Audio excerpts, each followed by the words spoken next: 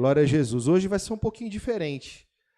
O cooperador Vitor vai botar aqui na tela, Efésios capítulo 6. Glória a Jesus. Abram lá, e aí depois vocês vão acompanhar Efésios 6 só aqui, e nós vamos em alguns textos, tá? Glória a Jesus. Então, irmãos, Efésios 6, verso 10.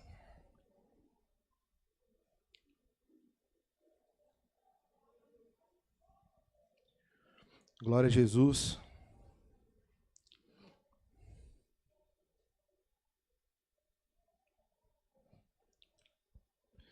Diz assim, ó: no demais, irmãos meus, fortalecei-vos no Senhor e na força do seu... Qual que é a força do poder? Qual que é a força em qual nós devemos nos fortalecer? Na força do seu poder. Como está lá em Romanos, capítulo 1, verso 16. E não me envergonho do evangelho de Jesus Cristo, pois é o poder de Deus para a salvação de todo aquele que crê. Né? Então, nós percebemos aqui que o apóstolo Paulo, ele vai usar de uma figura, de uma armadura, para poder fazer com que nós possamos compreender que o evangelho ele tem a sua complexidade. Né? Então, ele está instruindo, dando as últimas instruções aos Efésios acerca de se revestirem, se fortalecerem em todo o poder de Deus. E todo o poder de Deus está no evangelho. A palavra da salvação revelada por Jesus Cristo, o Novo Testamento. Né? Então, ele, lá em Romanos, ele disse, eu não me envergonho. Por que não me envergonho? Porque, tanto naquela época, como nos dias de hoje, um cristão verdadeiro que toma posse do evangelho, ele muitas vezes vai ser tratado com desdenho, não é? Como chacota, como uma pessoa fanática, uma pessoa chucra, retrógrada. Então, o mundo muitas vezes quer dizer que o cristão é bobo, né? É uma pessoa que não se atualiza. Mas o apóstolo Paulo diz, eu não me envergonho. Porque existem perseguições, existem muitas coisas contra o cristão que podem fazer com que ele venha se envergonhar. E não há motivo para se envergonhar. Por quê? Porque o evangelho do nosso Senhor Jesus Cristo é o poder de Deus para a salvação de todo aquele que crê. Então, nesse texto aqui, ele reforça esse entendimento. Né? No demais, irmãos meus, fortalecei-vos no Senhor e na força do seu poder. Revesti-vos de toda a armadura de Deus, para que possais estar firmes contra as astutas ciladas do diabo. Porque não temos que lutar contra a carne e o sangue, mas sim contra principados, contra potestades, contra os príncipes o príncipe das trevas desse século, contra as hostes espirituais da maldade nos lugares celestiais. Então ele vai falar, ele vai usar a figura de uma armadura. Né? Hoje em dia, está bem distante da gente esse negócio de armadura, mas naquela época não era assim. Eles viviam em guerras, né? Infelizmente, os homens conheciam melhor uma armadura do que nós. Então ele usa a figura de uma armadura e vai dizer, como ele disse aqui, né, que nós não temos que lutar contra a carne e sangue. O que isso quer dizer? Que a nossa batalha, a nossa guerra, a nossa milícia não é contra as pessoas. Ainda que muitas vezes as pessoas estão sendo usadas pelo diabo para nos afligir, para te fazer sentir vergonha, para te acusar, para ter algum tipo de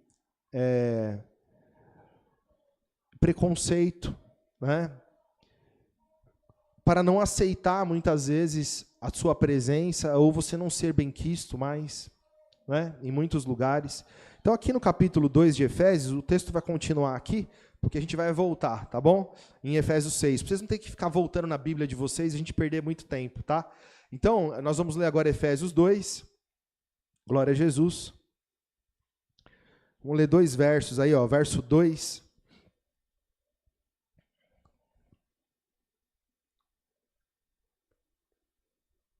O que diz o texto? Em que noutro tempo andaste segundo o curso desse mundo, segundo o príncipe das potestades do ar, do espírito que agora opera nos filhos da desobediência, entre os quais todos nós também antes andávamos, nos desejos da nossa carne, e fazendo a vontade da carne e dos pensamentos, e éramos por natureza filhos da ira, como os outros também.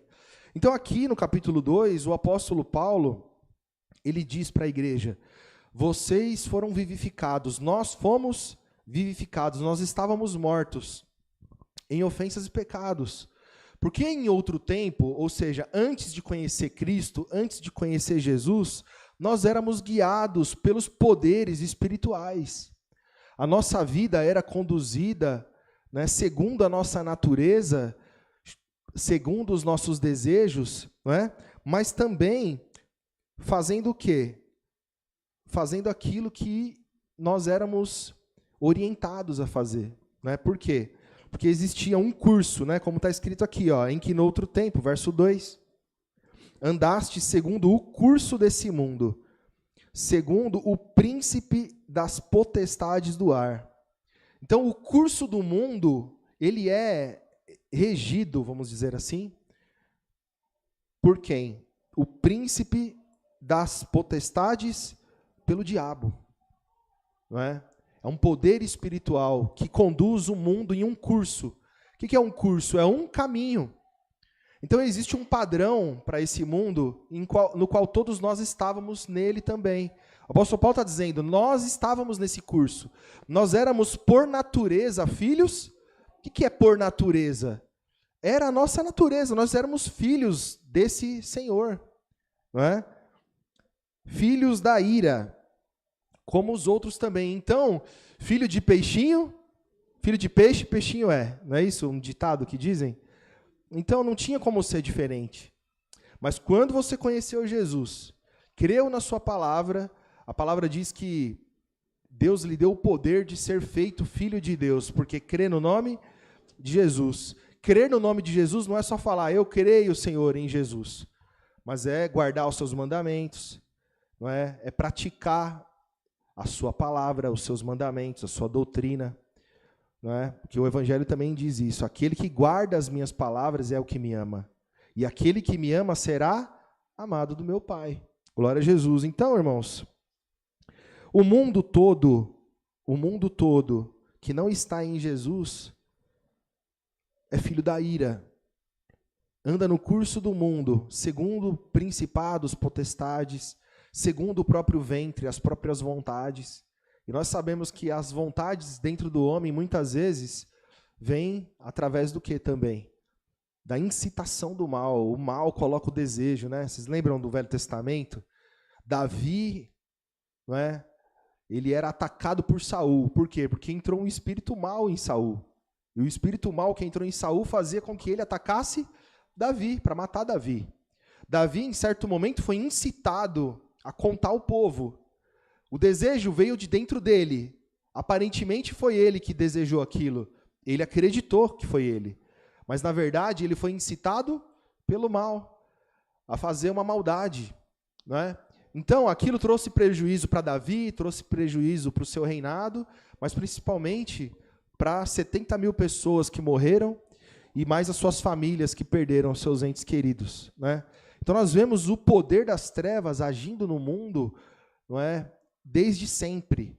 Mas quando chega Jesus Cristo, o Senhor Jesus, ele faz com que nós tenhamos entendimento, para a gente perceber, olha, sua luta não é contra pessoas. Você não tem que lutar e entender que os homens, as mulheres desse mundo, que são carnais, que são pecadores, é que são seus inimigos. Mas é o que está neles, não é? Então veja, a explicação de Efésios 6 já começa a dizer isso para nós. A sua batalha é espiritual. Sua batalha não é contra pessoas. Né? Na sequência aqui, ó, de Efésios 6, agora no Efésios 6, aqui, ó, apontei para cá, tá bom? Então é a parte que nós vamos ler aqui, tá? Ó. Lê aqui no telão, aqui, ó. Verso 13. Portanto, tomai toda a armadura de Deus, para que possais resistir no dia mau, e havendo feito tudo, ficar firmes. Então, o que isso quer dizer? Que o dia mau, ele vem, e como a palavra mesmo nos disse, né, recentemente, se não me engano foi ontem que o pastor Silvio pregou, né, ou foi essa semana, mas foi bem recente. O que ele disse? Que às vezes o dia mau não é um dia só da sua vida. Na sua vida virão muitos dias maus. E uma coisa que eu tenho observado, e é uma verdade, né, irmãos? A gente percebe a firmeza do cristão no dia mau. O dia que a coisa aperta é que a gente vê se ele está alicerçado mesmo na rocha ou não. Porque se ele não tiver, o dia que a coisa aperta, ele revela que ele está alicerçado na areia e ele cai, né? Então a palavra nos ensina que temos que nos revestir de toda a armadura de Deus, para que possais resistir no dia mau, né? E havendo feito tudo, ficar firmes. Verso 14. Glória a Jesus. Estais, pois, firmes, tendo cingido os vossos lombos com a verdade. Glória a Jesus. Então, irmãos, como que estar cingido? Vamos dar um exemplo, vamos lá para Lucas. Glória a Jesus.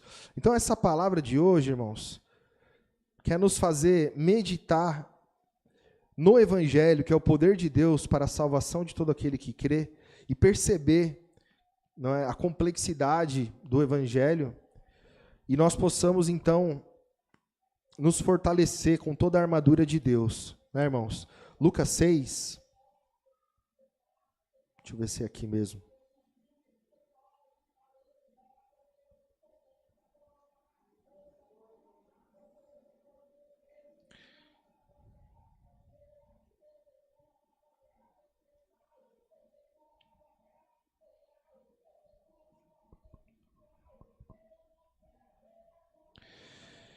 (46), irmãos.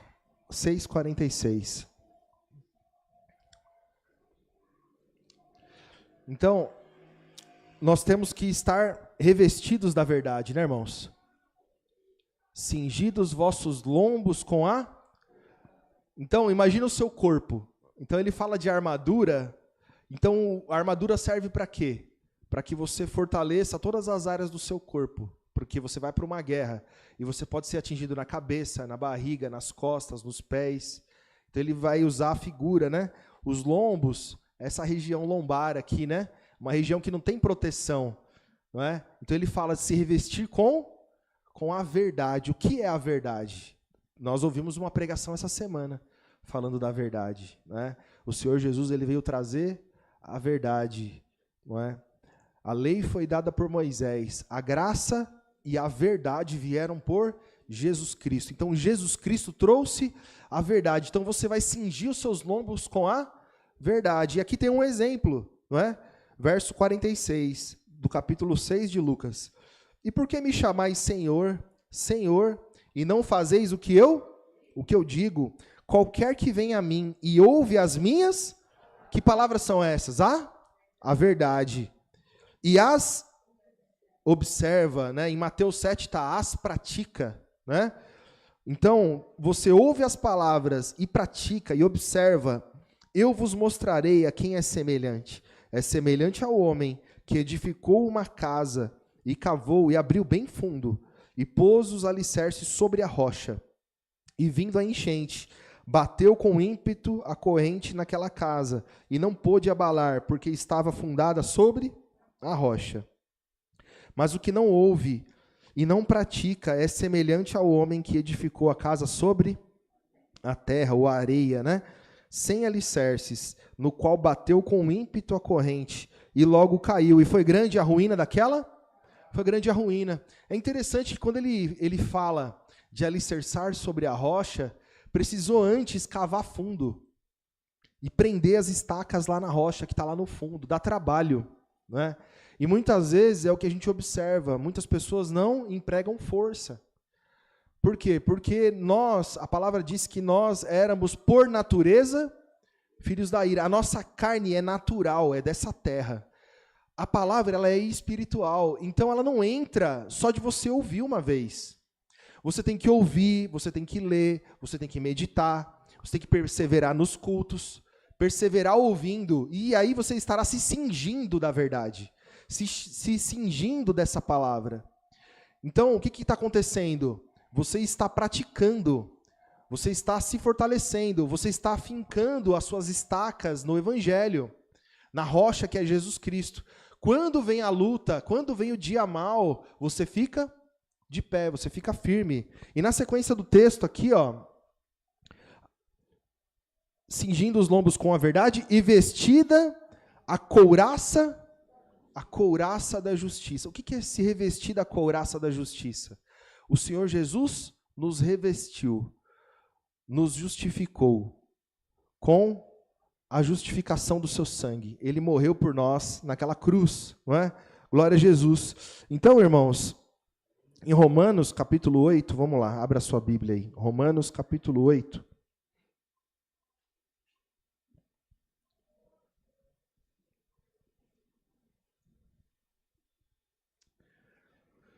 Glória a Jesus. Verso 31.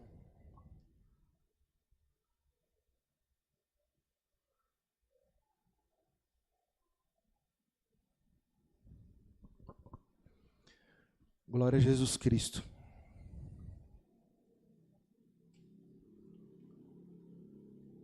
Diz o texto: que diremos, pois, a estas coisas?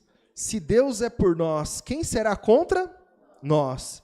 Aquele que nem mesmo o seu próprio filho poupou, antes o entregou por todos nós, como não nos dará também com ele todas as coisas? Quem intentará acusação contra os escolhidos de Deus? É Deus quem os justifica.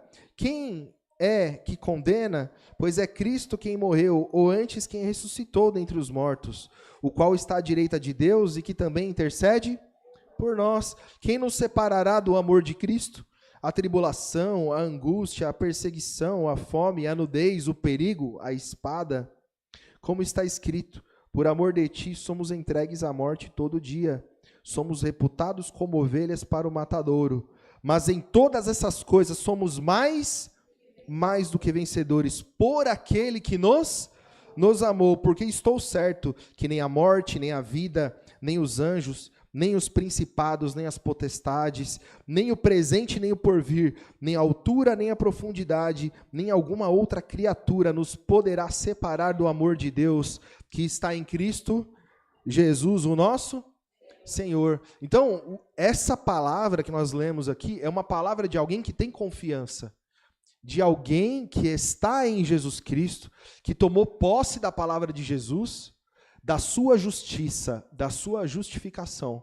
Então, como o texto diz, vestida a couraça, então você se veste da justificação de Jesus. O que isso quer dizer? Você toma posse da palavra de Jesus sem medo. Você toma posse da palavra de Jesus com vontade mesmo. E aí você tem essa confiança. Um cristão, para ler esse texto aqui, guardar isso aqui na cabeça, que não existe nada que possa te separar do amor de Cristo, que possa te acusar, que possa apontar o dedo para você e colocar dúvida se você realmente é salvo ou não, ele só vai poder fazer se você não estiver firme. Então, o que ele diz na palavra? Toma posse do evangelho e vista essa couraça. Existe uma couraça, uma capa em cima de você, como se fosse um couro, né? Que é mais uma camada de confiança que você tem. Então, você crê na palavra, você tem entendimento da palavra, e não vai ter nada que vai fazer com que você venha duvidar dessa salvação. Então, você não anda mais segundo a sua carne, você não anda mais praticando o pecado, vivendo no pecado. Então, você conhece aquele que você serve, você conhece suas promessas, então você é firme. Você não desanima, não é? Glória a Jesus. Então, irmãos, na sequência do texto, glória a Jesus, e calçados os pés na preparação do evangelho, glória a Jesus, a preparação do evangelho da paz. Vamos para Filipenses, irmãos. Passa aí um pouquinho à frente. Os pés calçados no evangelho, glória a Jesus.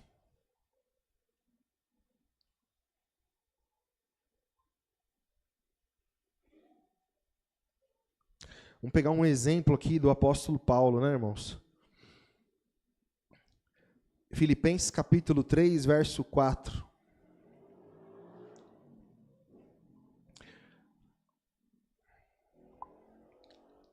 Aqui o apóstolo Paulo, antes aqui do verso 4, ele está dizendo para essa igreja tomar cuidado com o judaísmo, tomar cuidado com a circuncisão, né? Tomar cuidado com qualquer outra doutrina que não seja a doutrina do evangelho. É isso que ele está dizendo, né? E ele vai dizer no verso 4 em diante: ainda que também podia confiar na carne, se algum outro cuida que pode confiar na carne, ainda mais eu, circuncidado ao 8º dia, da linhagem de Israel, da tribo de Benjamim, hebreu de hebreus, segundo a lei eu fui fariseu, segundo o zelo perseguidor da igreja, segundo a justiça que há na lei, irrepreensível. Mas o que para mim era ganho, reputei por perda por Cristo. E na verdade eu tenho também por perda todas as coisas, pela excelência do conhecimento de Jesus Cristo, de Cristo Jesus meu Senhor, pelo qual sofri a perda de todas essas coisas, e as considero como escória, como esterco, como, tem mais alguma palavra aí para descrever? O que Paulo considerava todo o seu conhecimento no judaísmo.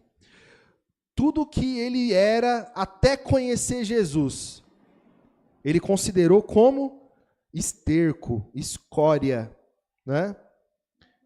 Ou seja, como fezes, né? Então, uma palavra pesada que está aqui na Bíblia. Então, ele diz, eu era fariseu, eu era uma pessoa no mundo que era respeitada, eu tinha respeito, eu era sangue puro, judeu, hebreu de hebreus, da tribo de Benjamim. Eu era um judeu puro, não era um judeu meia boca. Não era alguém que se converteu de outra nação ao judaísmo, não.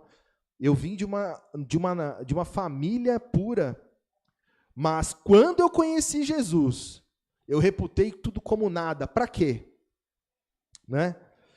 Verso 8, ó. E na verdade, eu tenho também por perda todas as coisas pela excelência do conhecimento de Cristo Jesus, meu Senhor, pelo qual sofri a perda de todas essas coisas, e as considero como escória, para que eu possa ganhar a Cristo, e seja achado nele, não tendo a minha justiça que vem da lei, mas a que vem pela fé em Cristo, a saber, a justiça que vem de Deus pela fé. Glória a Jesus, para conhecê-lo, e o poder da sua ressurreição, e a comunicação de suas aflições, sendo feito conforme a sua morte. Então, o que ele está dizendo? Eu, quando entendi o que era o Evangelho, eu considerei que a minha vida não valia nada, para eu poder tomar posse de todo o conhecimento do Evangelho, que é o texto, não é? Calçado os pés na preparação do Evangelho. Então, ele entendeu, eu estou cego, miserável, pobre, nu. Eu sou um desgraçado, mas em Jesus Cristo, se eu tomar posse do Evangelho, se eu aprender a palavra da verdade, se eu procurar entender o Evangelho, não é? Então, eu tenho certeza que eu vou vencer. Então, o que ele fez? É um exemplo para nós. Porque quando nós chegamos e temos um encontro com a palavra da verdade, nós trazemos uma bagagem. Não viemos de uma religião, de uma família, nós somos alguém nesse mundo, né? E aí, muitas vezes, o Evangelho ele é só mais uma coisinha, ele é mais um atributo da sua vida. Antes de você ser cristão, você é analista de sistemas, você é militar, você é professor, você é engenheiro, você é médico, você é muitas coisas. E ele disse, eu reputei tudo por perda, eu sou cristão, acima de tudo, em primeiro lugar. Não é? Então ele se calçou do Evangelho, ele colocou o Evangelho como o quê? Aquilo que controla a vida dele. Por isso que está nos pés, calçados os pés, porque os pés é a figura daquele que te leva, não é? Que te conduz. Então a palavra está dizendo, tome posse do Evangelho, coloque ele em primeiro lugar, calce a sua vida com o Evangelho. para que o evangelho te conduza e te guie em toda a verdade, né, irmãos? Glória a Jesus. E na sequência, então, verso 16, tomando sobretudo o escudo da fé, com o qual podereis apagar todos os dardos inflamados do maligno. Então, o escudo da fé, a fé, é difícil a gente pegar um texto só para falar de fé, mas a gente vai pegar um exemplo aqui, talvez eu fale um ou dois, um em Atos dos Apóstolos, vamos pegar um exemplo de fé. Glória a Jesus. Capítulo 16, irmãos.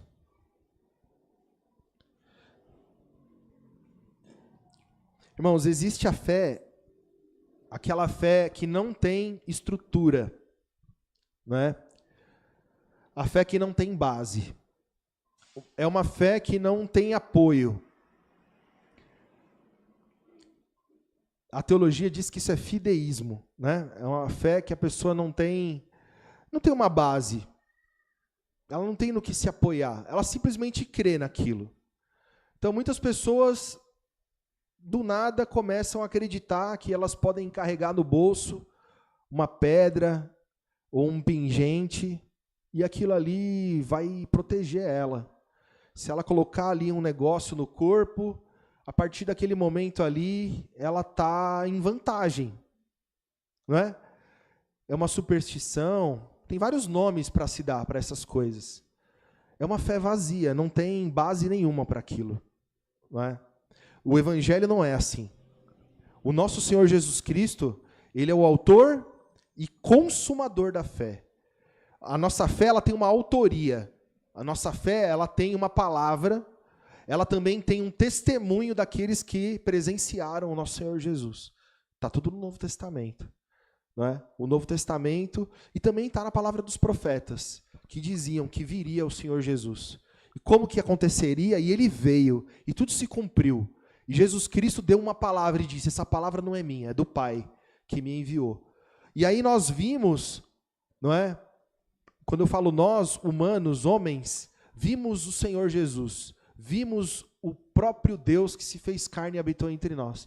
Ele fez sinais, prodígios, maravilhas, prometeu muitas coisas, tudo aconteceu.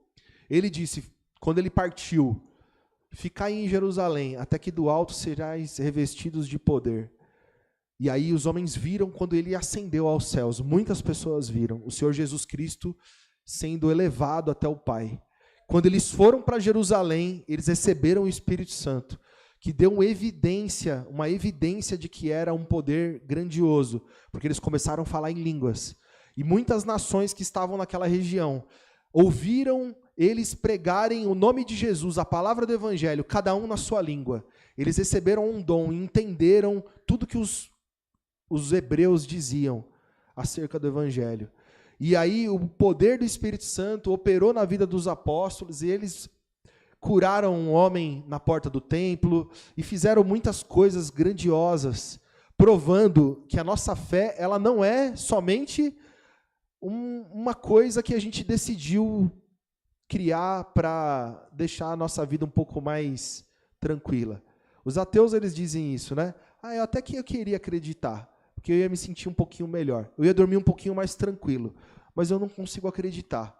Então a vida para eles é uma tristeza. Né? É uma vida muito cruel. Para nós ela não é cruel? Para nós tem a esperança da salvação. Nós temos um Senhor, nós temos uma palavra, nós temos um evangelho que apoiamos a nossa vida, que nos traz a paz que o mundo não tem, né? A paz que o Senhor Jesus nos deu. Então aqui, nesse exemplo, vou dar um exemplo de fé, né, irmãos? Atos 16, vamos ler a partir do verso 22.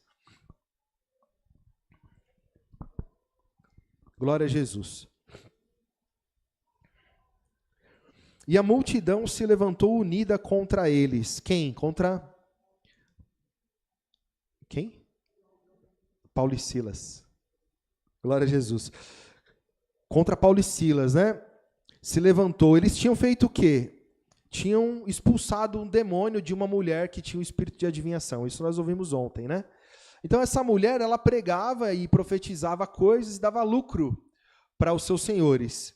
esses homens de Deus, pregando o evangelho, perceberam que essa mulher estava endemoniada e libertaram ela desse demônio, trazendo prejuízo, né, para esses homens.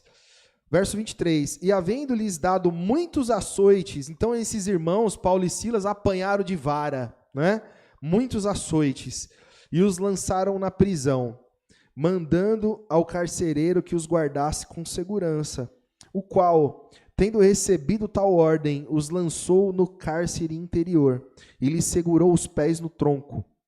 E perto da meia-noite, Paulo e Silas oravam e cantavam hinos a Deus, e os outros presos os escutavam. E de repente sobreveio um tão grande terremoto, que os alicerces do cárcere se moveram, e logo se abriram todas as portas, e foram soltas as prisões de todos. Então, irmãos, por que esse exemplo de fé? Porque o texto diz o quê? Tomando, sobretudo, o escudo da fé, com o qual podereis apagar todos os dardos inflamados.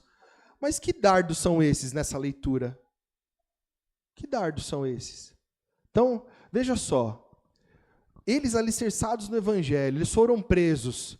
Eles ficaram com ódio de quem os prendeu? Ficaram com raiva? Eles sabiam quem que agia nesses homens. Eles sabiam que era um poder que habita nesse mundo, do Deus desse século, que operava na vida deles.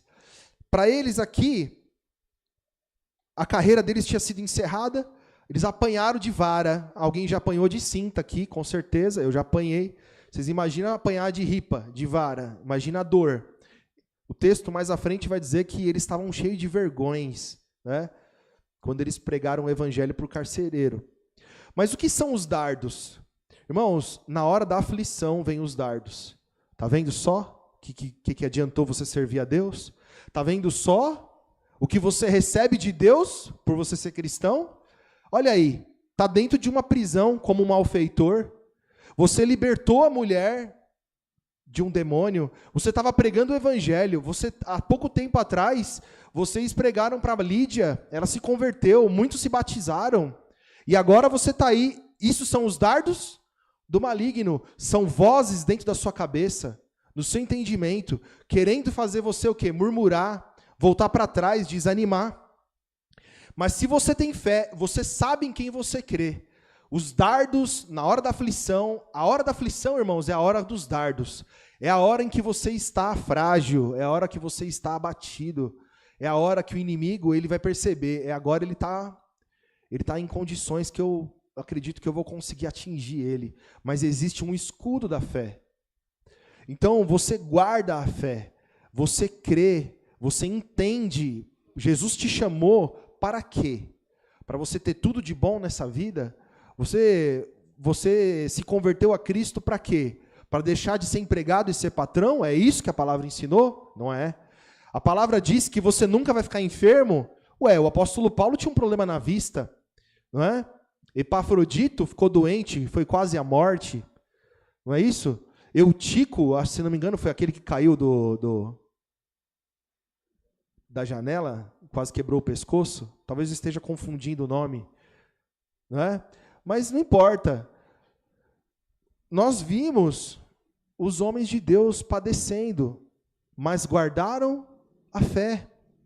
Então os dardos, eles vêm e você tem que manter o quê? O seu entendimento, aquilo que Jesus Cristo te prometeu, guardar a fé, entender, eu estou passando por isso, mas Deus não me deixará tentar além do que eu posso suportar. Então você usa o quê? A palavra, aquilo que sustenta a sua fé. A palavra diz, não é? Ele não me deixará tentar além do que eu posso suportar. Antes, com a tentação, ele me dará o escape. Então, automaticamente, eu estou defendendo com a minha fé toda a acusação, todas as vozes que estão me dizendo, você vai parar, você não vai conseguir, não vale a pena, não persevera, você não vai suportar. É mentira. Guarda a sua fé no dia da aflição, não é? Então, você vai ter um escudo. Você precisa desse escudo, faz parte do evangelho. Glória a Jesus. Então, irmãos, a sequência do texto, verso 17, irmãos. Tomai também o capacete da salvação e a espada do Espírito, que é a palavra Então, nós, nesse texto, acabamos falando um pouco sobre isso.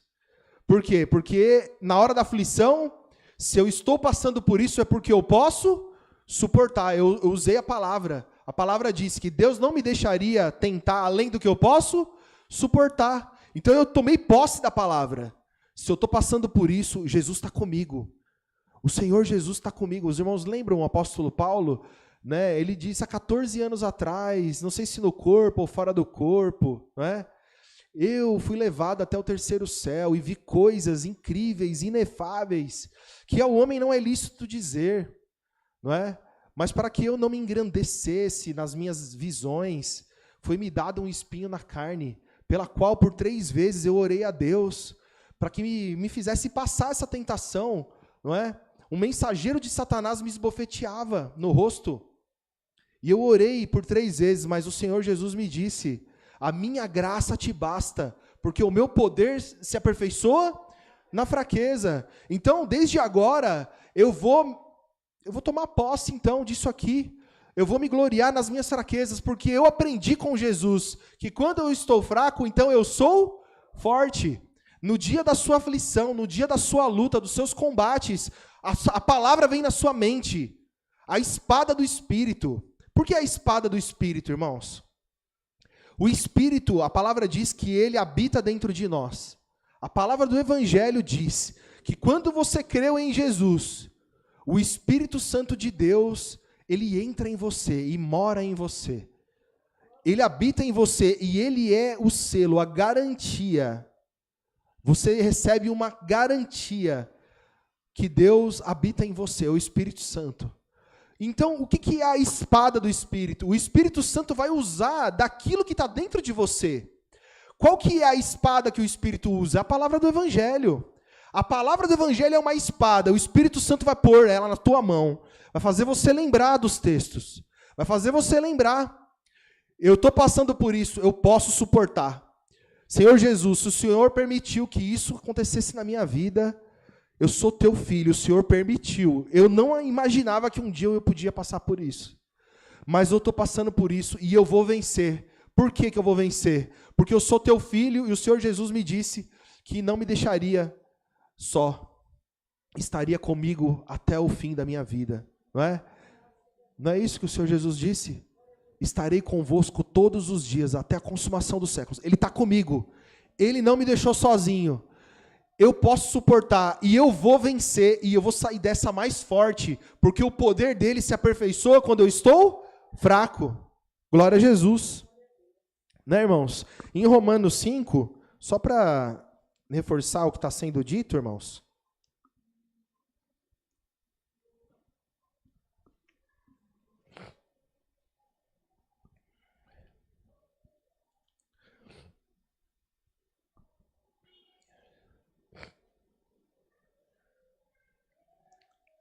Então, o capacete da salvação e a espada do Espírito. O que é o capacete da salvação?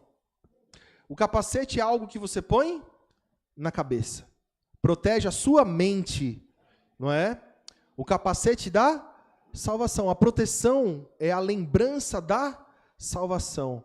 É você lembrar que você é salvo. É você lembrar que você é filho de Deus. É você lembrar que existem moradas celestiais, que esse lugar é um lugar de passagem, é um lugar de tormento, de aflição mesmo, de dificuldade, mas que você vai vencer, e que lá no fim, você vai receber a vida eterna, um corpo renovado. Se você sente dores no seu corpo, se o seu corpo tem problema, se você tem limitações, doenças incuráveis, algo que te impede de você produzir mais, de você ser feliz, eu estou tranquilo, porque eu vou ser como Jesus é. A palavra diz que seremos transformados na mesma imagem do nosso Senhor Jesus Cristo, e habitaremos num lugar onde não há dor, onde toda lágrima será enxugada, não é?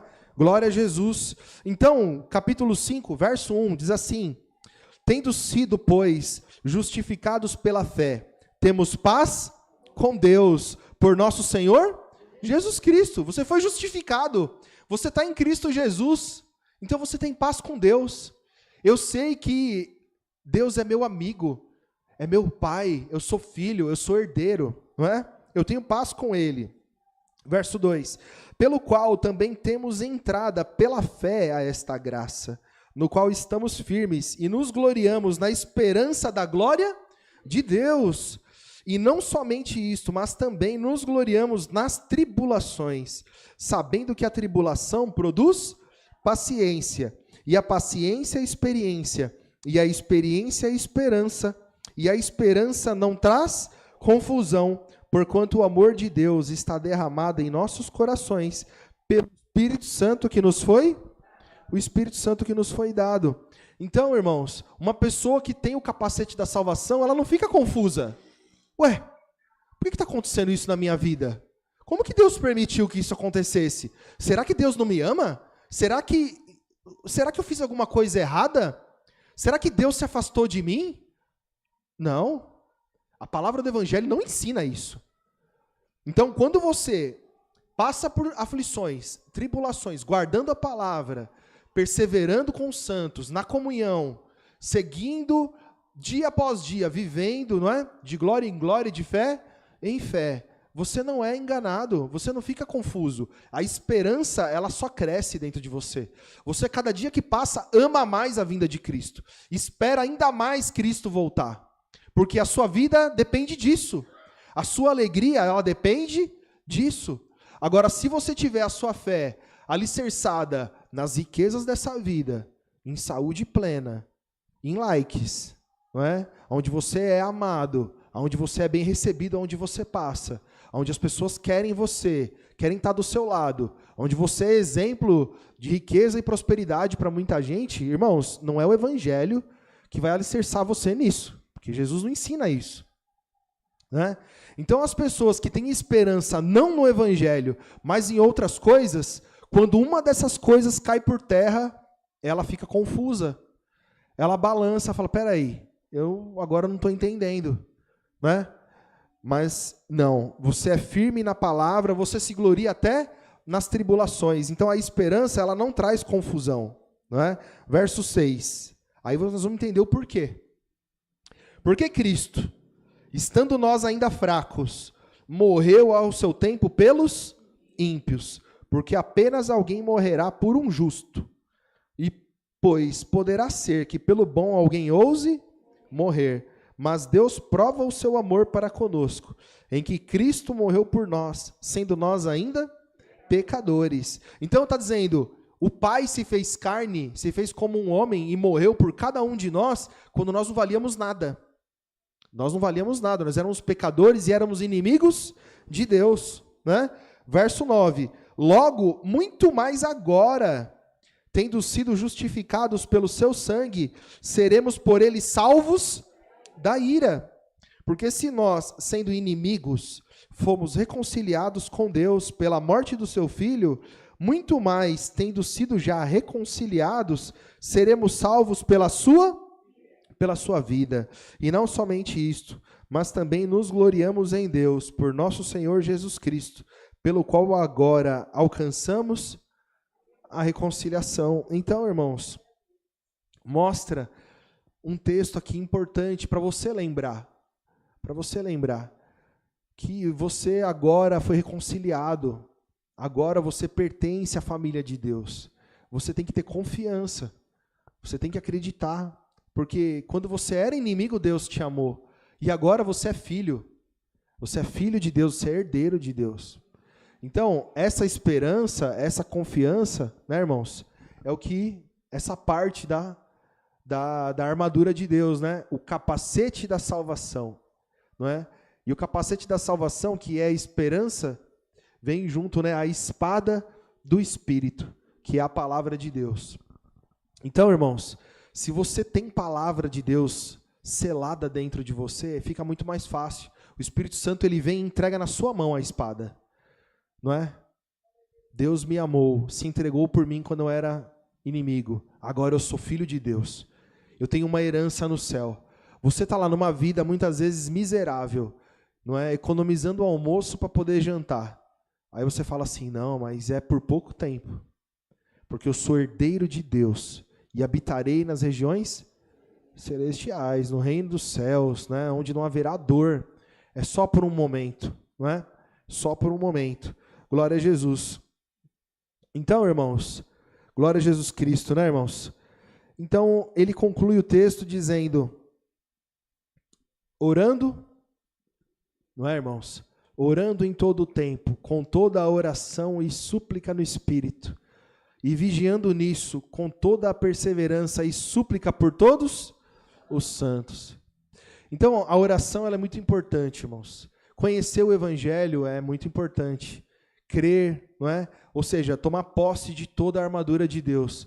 Mas, como a palavra diz, vamos concluir lá em Mateus, irmãos, 26. Mateus 26.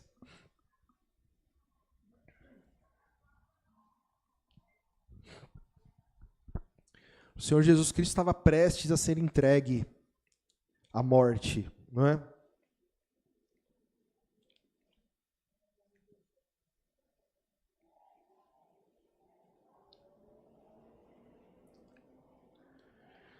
Verso 36, irmãos, 26, 36 de Mateus.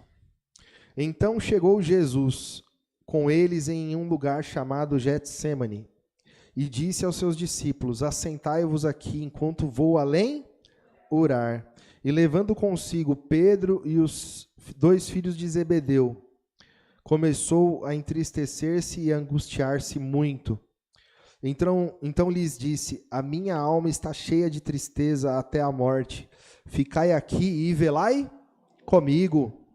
Glória a Jesus. E indo um pouco mais para diante, prostrou-se sobre o seu rosto, orando e dizendo, meu Pai, se é possível, passa de mim esse cálice. Todavia, não seja como eu quero, mas como tu. Irmãos, o Senhor Jesus está ensinando os apóstolos aqui. O Senhor Jesus o tempo todo disse, eu vim para isso, eu vim para ser entregue, eu vou ser levantado. O Senhor Jesus anunciou que ele seria morto, preparou todo mundo. Mesmo sabendo de tudo, ele estava muito angustiado. E você, pela palavra do Evangelho, sabe que você foi chamado para padecer o resto das aflições de Cristo. Nós padecemos aquilo que o Senhor Jesus Cristo deixou para nós. Vocês vão ser perseguidos porque eu fui perseguido. Basta o servo ser como o seu senhor, não é? O discípulo como o seu mestre. Nós sabemos de tudo e o dia da aflição ele chega. E como que você vai ficar no dia da aflição? Choramingando? Ou você vai botar o joelho no chão e vai orar? E vai buscar o Senhor e vai se revestir? Que é o que ele fez aqui. E ele, o que ele diz para o Senhor, para o Pai? Meu Pai, se é possível, passa de mim esse. Ele sabia que ele ia passar pelo cálice. Ele está ensinando a nós a orar. O dia da angústia e da aflição, Senhor, se for possível, passa de mim esse cálice. Mas antes seja feita a tua vontade, porque muitas vezes você vai ter que passar. Então, me reveste, me ajuda a passar por isso. Mas você vai vencer, vai passar. Não é verdade? Foi o que aconteceu aqui. E o que ele disse? Verso 40. E voltando para os seus discípulos, achou-os, não podemos ficar assim, irmãos, adormecidos.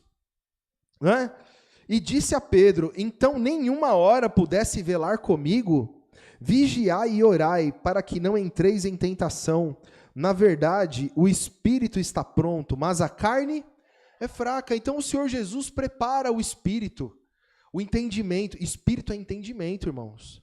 Quando fala de espírito, o espírito que é gerado, né, nós somos regenerados em espírito.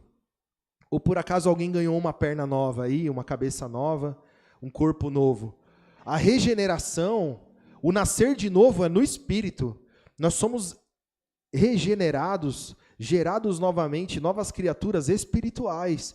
Mas a sua carne, ela chora, ela grita, ela esperneia, a sua carne não quer sofrer, não quer padecer, não adianta. Então, o que você tem que fazer, irmãos? Irmão e irmã, o que você tem que fazer? Orar, se revestir do Espírito. O Senhor Jesus falou, 1 hora você não conseguiu, quem de nós que ora 1 hora? Muitas vezes nós temos dificuldade de ficar 15 minutos orando, irmãos. E é uma dificuldade doida. não é? Então, irmãos, a palavra nos ensina, não é? O espírito está pronto, porque é verdade, mas a carne é fraca. Então, irmãos, se a sua carne te dominar, você vai andar em fraqueza. A palavra está te ensinando, ore, e não ore só por você, mas também por todos os santos, e por mim, para que me seja dada, ao abrir da minha boca, a palavra com confiança, para fazer notório o mistério do Evangelho. Ore pelo ministério, ore pela... Irmãos, ore porque a nossa igreja é combatida, irmãos. A igreja de Jesus, ela é combatida. Nós precisamos estar aqui, revestidos, com revelação, com palavra, né, irmãos? Toda vez que tem um culto aqui. E temos que, muitas vezes, tratar situações, resolver causas, temos que ter conselho, temos que ter doutrina. Então, ore pelos irmãos que ministram a palavra, ore uns pelos outros, intercedam, irmãos, que é o que a palavra nos ensina. Amém, irmãos? E deu tempo, glória a Jesus. Fiquei com medo de não dar tempo, glória a Jesus. Mas eu sabia que ia dar. Usamos essa estratégia aqui, eu acho que foi o que... Né, irmão Vitor? Acho que foi o que fez dar tempo, né, irmãos? Glória a Jesus. E é isso, né, irmãos? Então o apóstolo Paulo, ele usou a figura de uma armadura, porque verdadeiramente nós estamos numa guerra. Nós estamos numa guerra, é uma guerra espiritual, e as armaduras são espirituais, né, irmãos? Então vamos meditar nessa palavra, a palavra é gravada, ouve ela de novo, medita, e o Espírito Santo vai te ajudar em todas as coisas. Hoje eu vou pedir para o irmão Everaldo orar. Irmão, agradece aqui. Tem pedido de oração, irmãos? Glória a Jesus. Eu tinha apresentado a minha sobrinha, né, irmãos? A minha sobrinha estava na UTI, eu achei que ela pudesse morrer, né? Que podia morrer. Mas já teve alta. Glória a Jesus. Foi para casa ontem, né? Então quero dizer para os irmãos que estavam orando, né? Agradecendo a Deus. Glória a Jesus. Senhor Jesus, Deus de infinita graça, obrigado, Senhor Jesus, por mais essa noite. Obrigado por mais esse culto, Senhor Jesus. Obrigado, Senhor Jesus, por mais esta palavra que o Senhor nos concedeu, Senhor Jesus. Abençoa, Senhor Jesus, a vida de cada irmão, cada irmã, Senhor Jesus. Abençoa o ministério da igreja, Senhor Jesus, para que não venha perecer, mas que venha permanecer firme e unido na Tua palavra, pois sabemos que a Tua palavra é pura, é verdadeira, é viva e eficaz, Senhor Jesus. Nós cremos no Teu nome, cremos nas Tuas palavras e cremos na força do Seu poder, Senhor Jesus. Que o Senhor abençoe aqueles que se encontram enfermos, Senhor Jesus. Abençoa com poder e graça a nossa vida da nossa irmã Verônica, Senhor Jesus. Toma posse, Senhor Jesus, da vida da nossa irmã Nete, Senhor Jesus. Opera com poder e graça em toda a sua igreja, em cada irmão, em cada irmã, Senhor Jesus, derramando o seu poder, pois estamos aqui como necessitados, como dependente da tua palavra, Senhor Jesus. Abençoa, Senhor Jesus, a nossa irmã que veio pela primeira vez, a irmã da nossa irmã Renata, Senhor Jesus. Opera com poder e graça também na vida do meu irmão, Senhor Jesus, na vida da minha cunhada, Senhor Jesus, que ele possa entender e compreender a sua palavra e ser participante de Jesus, Senhor Jesus. Muito obrigado por tudo quanto o Senhor tem feito em nossas vidas, Senhor Jesus, pois somente em Ti encontramos salvação, encontramos libertação, em nome de Jesus. Que os irmãos possam se cumprimentar na paz de nosso Senhor e Salvador Jesus Cristo.